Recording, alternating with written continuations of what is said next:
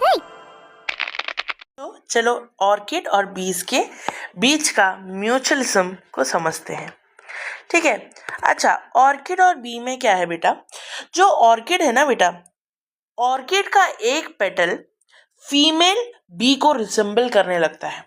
तो डिटेल में देखो कि one of the petal of the orchid flower modifies in such a way that it shows resemblance with the female bee की तरह वो resemble होता है, मतलब वो पेटल दिखता है कि वो अरे ये तो फीमेल बी है, ऐसा आपका धोखा होता है। Male bee consider petal as female bee. Male bee visits orchid flower in order to copulate, but it is pseudo copulation.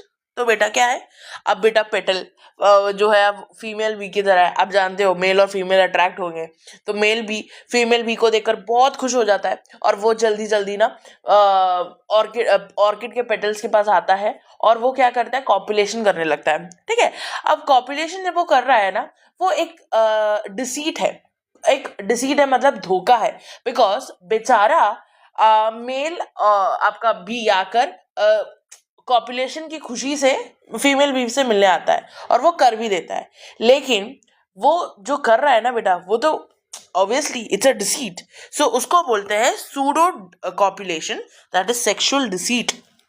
Okay, and pollen grain shed on male bee, and this male visits another orchid and release pollen on stigma.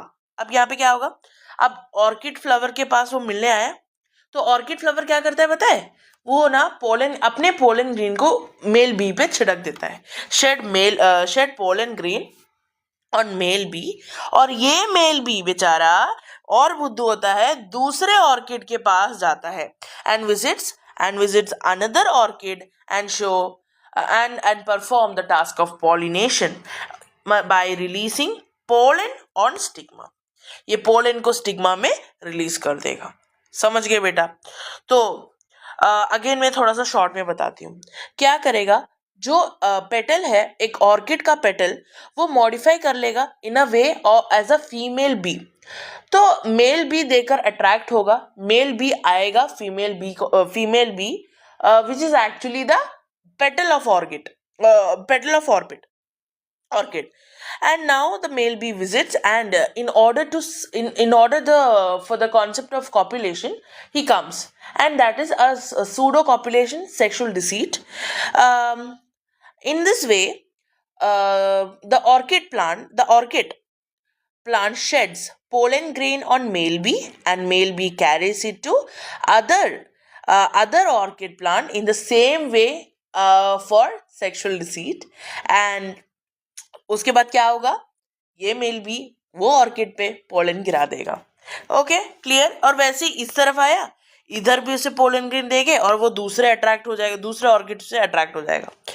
अब ये को evolution importance क्यों है, क्योंकि बेटा अब तुम ये खुद समझो कि अगर आपका फीमेल बी इवॉल्व हो गई, ठीक है, फीमेल बी इवॉल्व हो गई और मेल बी को पता चल गया अब फीमेल बी ऐसे ही दिखती है, और अगर ऑर्किड प्लांट ने अपने पेटल्स को उसके तरह इवॉल्व नहीं करा, तो क्या होगा, वो रिजेंबलेंस दिखाएगा फीमेल बी के, लेकिन that was the old appearance. अब न्यू अपीयरेंस नहीं है, अब मेल बी उल्लू नहीं बनेगा, अब male bee will not get क्या बोलते हैं, उल्लू नहीं बनेगा वो.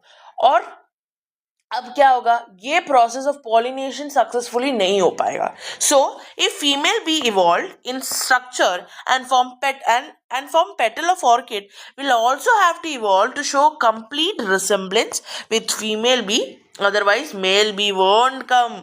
अगर मेल बी नहीं आया तो पॉलिनेशन भी नहीं होगा. ओके बेटा, थैंक यू.